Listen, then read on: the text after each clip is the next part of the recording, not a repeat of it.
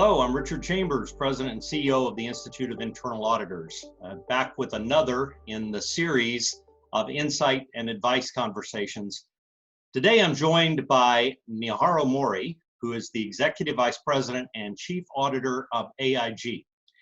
Mouri is better known to all of us in the IA because he was our most recent chairman before Mike Joyce started this year. Mouri, welcome. Thank you, Richard. It's good to be here and speaking to you in this pandemic situation. Where are you sheltering these days? I know that you have homes in both New York and in Tokyo. Where do we find you in the conversation? So AIG has given me an opportunity to be with my family in Tokyo. So I am working from home in Tokyo in New York time. All right. Well, good. Good. Well, thank you for joining us. You're welcome. It's gonna be interesting. I know that our viewers around the world are going to be interested in perspective coming from Asia, and maybe that's where we can start. How do you see the pandemic impact in Asia, maybe compared to other regions of the world, as you glean it from the news reports? Right, Richard. As all of you know, COVID-19 seems to have started from China.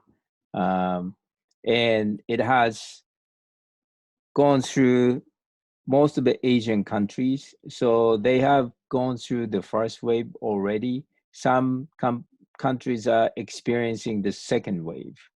The biggest difference between the North America and Europe and Asia that I see is, first of all, the timing of when COVID-19 hit.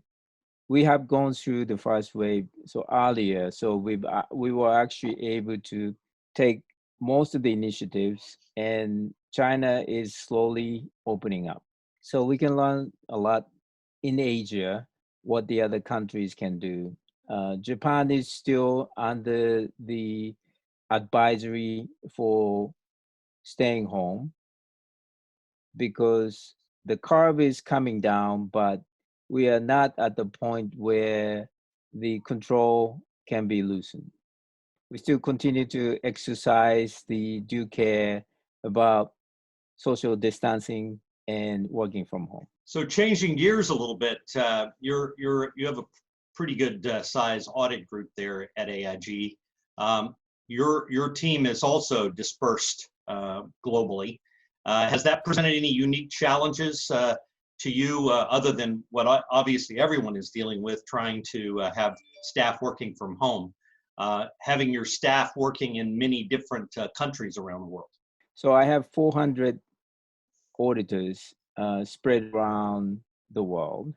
And what's interesting that this pandemic situation has posed to us is that we are all working from home.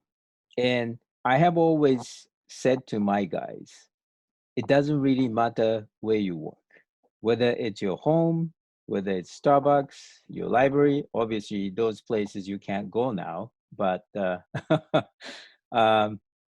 doesn't have to be an office. Yeah. And this has proven sufficiently that we can actually work from home as long as you have secure access to data and you have communication means. What is your sense, Mouri, about how this is going to impact sort of the future of risk assessment? You know, we talk a lot about how quickly risk can materialize and how kind of devastating they can be in some instances. Do you think COVID is going to teach us anything about risk assessment and about managing risks on a company-wide or a global basis? Absolutely, Richard. This was a good opportunity for us, and to a certain extent, I risk myself of being misunderstood, but I see this as a gift to all of us to look at our business continuity plan and see how viable it is. Because we just recently had the BCP review, and we had the external party look at BCP and business continuity as well.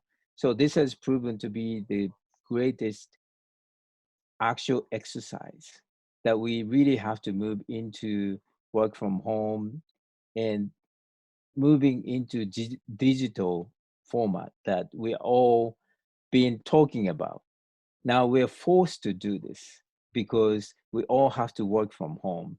So this has really brought some good points to us. And I do believe that going forward in the future, working from home will become a new normal for us.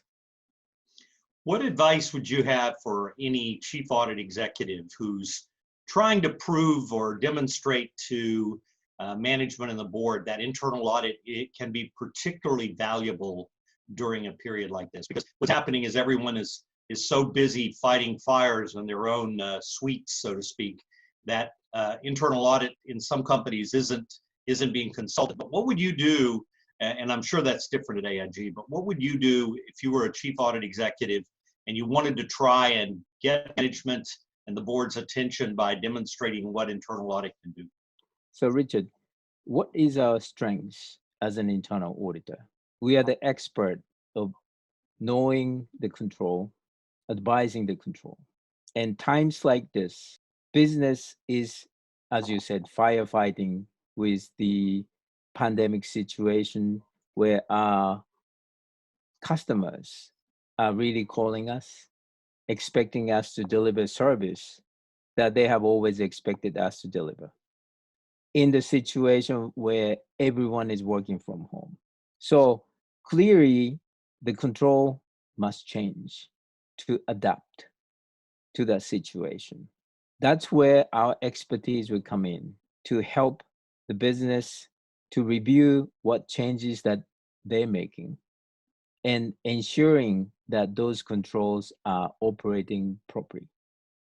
So we can provide insights, advice, and if business are ready or your stakeholders are ready to have us, then we can certainly provide our auditing service to them. Those are the opportunities that I see that we have here to help the business and ultimately to help our customer to make our business better. Good advice, great advice from an absolutely renowned leader in our field. Mouri, any last thoughts you want to share with the profession as we get ready to wrap up our call? Right, Richard. So thank you.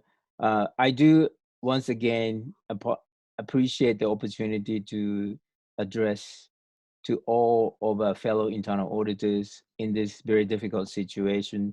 But believe me, I do believe this is a great opportunity for us to move forward for what we have always been wanting to do, which is to digitize our auditing, moving into data analytics, automation, and in the future, working from home, working from anywhere and everywhere. I think we need to all think about seizing this opportunity to do things that will become the new normal for us. So good luck. Thank you. Well, great advice. I'm Richard Chambers, President and CEO of the Institute of Internal Auditors, been joined by Naohiro Mouri. And thanks again, Mouri, for being with us today. Thank you, Richard.